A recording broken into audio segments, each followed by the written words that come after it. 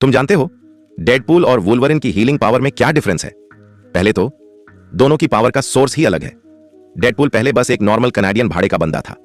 जब उसे कैंसर हो गया तो जान बचाने के लिए उसने म्यूटेंट एक्सपेरिमेंट को ट्राई किया। उसे वुल्वरिन का सीरम दिया गया और थोड़ी पागलपंती और खतरनाक दर्द के बाद डेडपूल को यह अमर बॉडी मिली। डेडपूल के अंदर म्यूटेंट की हीलिंग पावर और कैंसर सेल्स दोनों हैं, जो किसी अजीब बैलेंस में टिके हुए हैं। लेकिन अगर उसकी म्यूटेंट पावर को ऑफ कर दिया जाए तो वो चलता फिरता कैंसर सेल्स का बंडल बन जाता है। वहीं वुल्वरिन का केस डिफरेंट है। उसकी हीलिंग पावर नेचुरल है।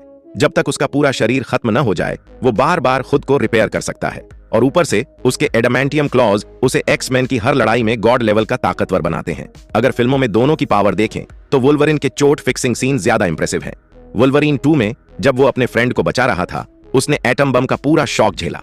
कुछ सेकंड में उसकी चोटें गायब और उसके बाल तक वापस आ गए। एक्स-मैन 3 में जब डार्क फीनिक्स की पावर सब कुछ राख कर रही थी, वुल्वरिन बार बार तबाह हो रहा था और फिर खुद को फिक्स कर रहा था। अब बात करें डेडपूल की। क्योंकि वो हमेशा यूनिफॉर्म में रहता है, उसकी हीलिंग को डायरेक्टली नहीं दिखाया जा सकता, इसलिए उसकी पावर दिखाने के लिए अक्सर हाथ पैर कटने वाले सीन होते हैं। उसकी हीलिंग पावर के साथ साथ उसके कैंसर सेल्स भी अनलिमिटेड ग्रोथ करते हैं। डेडपूल 2 में जब जगरनॉट ने उसे 2 हिस्सों में फाड़ दिया था तो कुछ दिनों में उसने नई टांगे तक उगा ली। यहां तक कि अगर उसका दिमाग भी बम से उड़ा दो, वो धीरे धीरे रिपेयर होकर वापस नॉर्मल हो जाएगा। लेकिन वुल्वरिन ऐसा नहीं कर सकता। हल्क वर्सेस वुल्वरिन में हल्क ने उसे 2 टुकड़ों में फाड़ दिया था।